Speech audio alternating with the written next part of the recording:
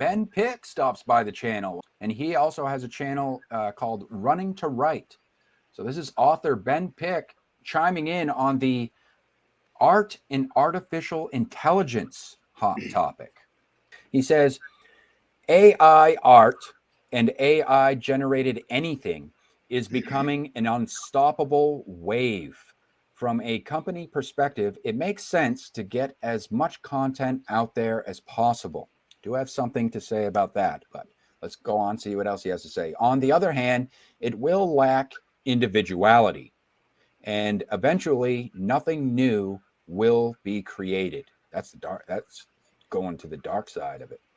Worse, because AI can create such polished pieces by smoothing out what an artist has made with enhancements provided by millions of other artists. Art made by a person will be looked down upon. I think that's subjective. I am not a proponent of this whole AI movement that's going on lately. I think that art, the question that I posed was, is artificial intelligence even capable of creating art? The word art specifically, because for me, art is very much a human thing. Yeah. Like, Absolutely. you know,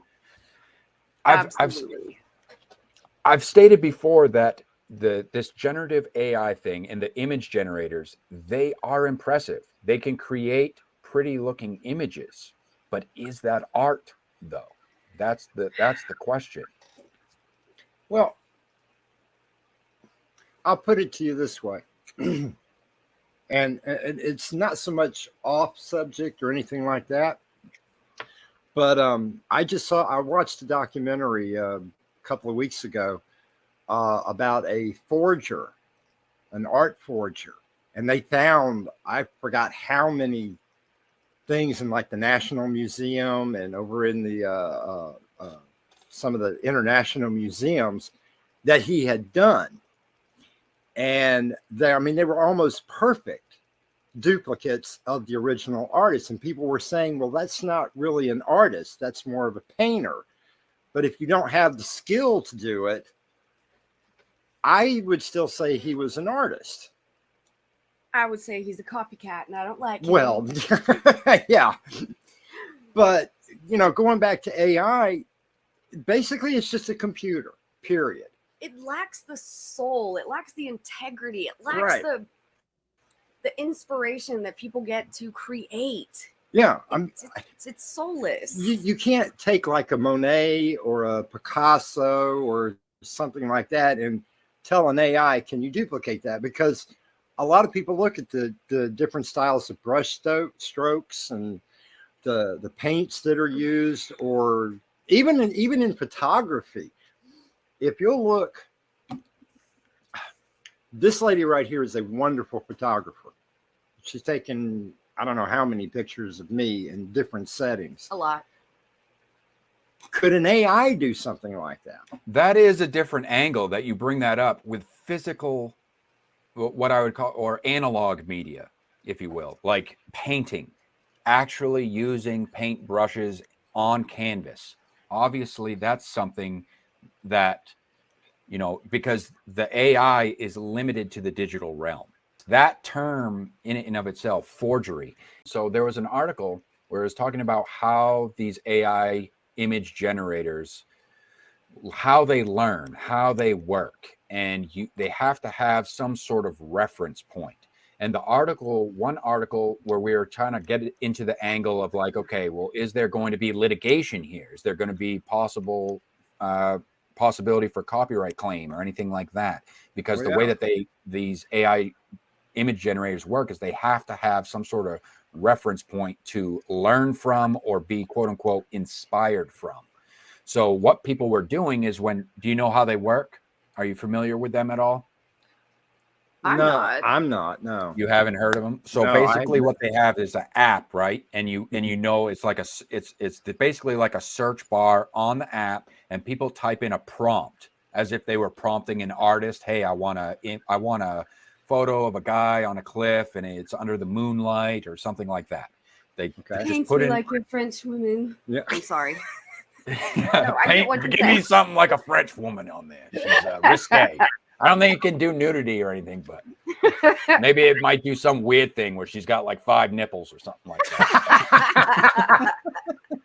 Because apparently it can't do hands. It can't do hands. So when it does hands, it adds like an extra digit or something like that. What Paint, the It's like me kind a of like harlot. like a glitch. So yeah, so you put in these prompts and then it puts it in. But what people were doing was they were actually putting names of actual like prominent artists and in the prompt, including that in the prompt. And what the AI was doing was imitating a specific artist's style.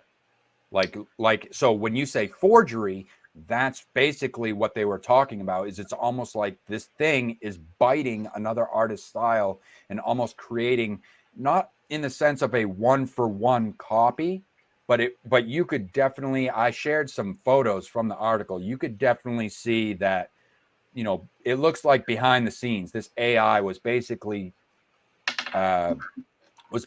using his work as a reference point. Like it was pretty clear to tell. You could see like in the landscape and the style of it, like how you're talking about with the brush strokes, but in digital form.